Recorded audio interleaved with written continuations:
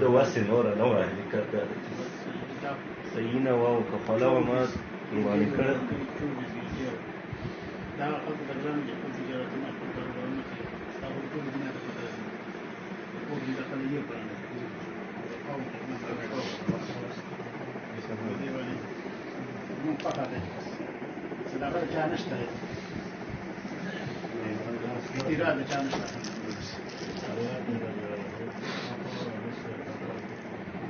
السلام علیکم